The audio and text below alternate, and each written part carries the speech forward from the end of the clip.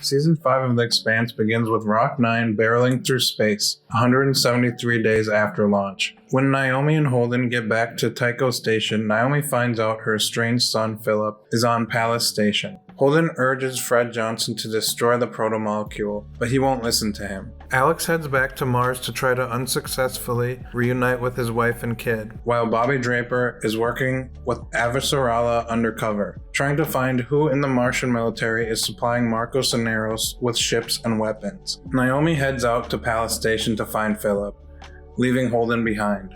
Amos goes back to Earth for the first time in years to take care of his guardian's estate, also revealing a lot of things about his past. She told me some of it.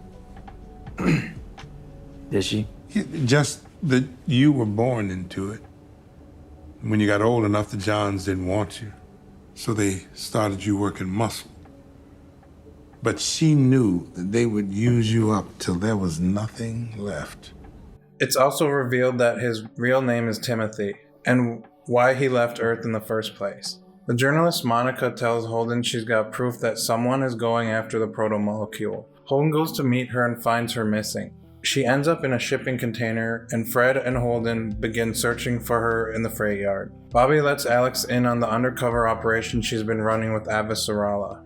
Alex knows some of Bobby's high-ranking suspects in the Martian Navy, and tells her that he wants to help. After Holden and Fred find Monica in the shipping container, she shows them the footage of Belters abducting proto-molecule scientists working on Sirius Station, making it obvious someone is after the proto-molecule. When Naomi gets to Palace Station, she runs into her old crew at a bar. Not everyone is happy to see her. When Drummer's faction finds Ashford's ship abandoned in space, she also finds an audio recording of Ashford and Marcos before Marcos threw him out of an airlock. Alex has drinks with the Admiral's assistant, Lieutenant Babbage, from the War College, and on his way back to his room, armed thugs jump him and give him a truth serum-like drug to try to extract the reason why he's snooping around. Babbage told Alex she needed to wake up early the next day to go on a supply run with the Martian Navy.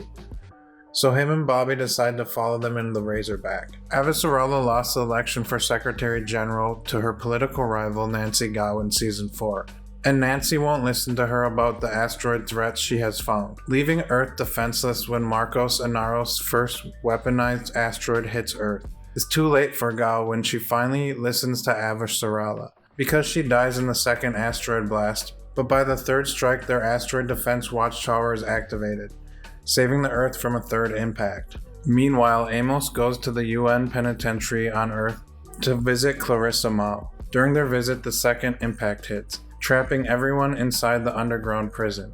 Fred Johnson is ambushed by the lead engineer of Tycho Station, who has been working undercover for Marcos the whole time. She kills him and attempts to steal the proto-molecule, with the help of a big, beefy, spider-like robot. Holden tries to stop the proto-molecule, but the robot punches him in the face. As the transport ship Zimia launches off into space with the proto-molecule, leaving the lead engineer behind. Too bad. So sad. It's gone. Gone for good. Bye-bye. Naomi finds out that it was Philip's idea to kidnap her, and finds out Marcos and Philip attacked Earth with the asteroids. They lock her back in her cell, and Neros makes an announcement to the Inners. The Free Navy now possesses the last remaining sample of the proto-molecule. Any transgressions by the Inners and the Free Navy will not hesitate to unleash the proto-molecule on either planet. We recognize the right of Earth and Mars to exist, but their sovereignty ends at their respective atmospheres. The vacuum, the ring gates, and the ring worlds belong to the belt. Drummer's now grieving Fred Johnson and Ashford. On top of that, she gets a message to meet with Marcos.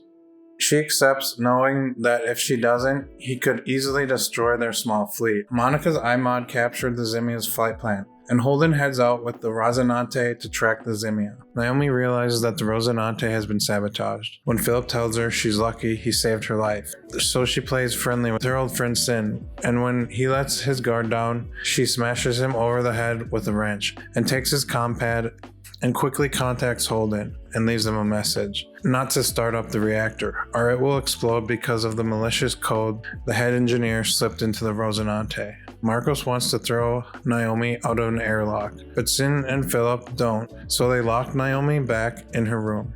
When Drummer boards Marcos' ship, they are disarmed. Drummer agrees to Marcos' terms and exchanges one of her beloved crew members as a tribute for Marcos' second-in-command, Corral. Instead of surrendering to the Rosinante, the Zimia suicides itself. Marcos and Philip decide to let Naomi go, as they use her ship to lure Holden so they can destroy him and the Rosinante. Naomi jumps out of an airlock and Sin goes after her and dies as he breathes space. Marcos and Philip think she died in space, although she miraculously makes it into her ship. Drummer and the rest of her faction are not happy that they have to clean up after Marcos' attacks. We salvage. This is what we do. We're not salvagers. We're scavengers. Marco kills those who defy him and we pick the bodies clean. An inexperienced politician that took control during Marcos' meteor attack on Earth gets appointed as Secretary General and makes a speech vowing that Earth will get retribution for Marcos' attack. The new Secretary General puts Avasarala in his cabinet as one of his trusted advisors.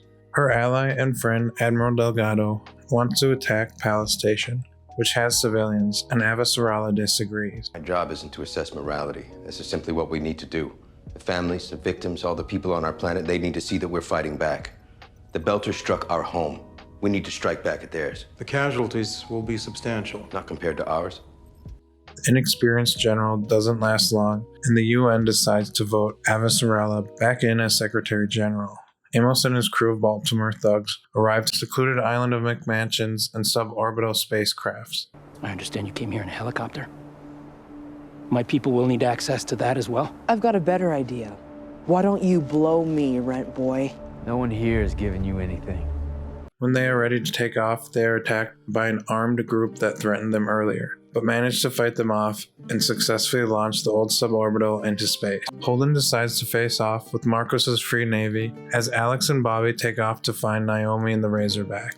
Drummer's faction is forced to fight the Rosinante, but Drummer attacks Corral and fires on the other Free Navy ships, saving Holden and the Rosinante. Naomi's rescue is bittersweet because Alex strokes out from a high G burn and dies while Bobby is out in space retrieving Naomi. Marcos throws Drummer's tribute out an airlock for retribution to her crew's betrayal. The UNN ships guarding the ring gate are destroyed, and the rogue Martian Navy ships and Marcos' faction enter the ring gate with the proto-molecule. 3,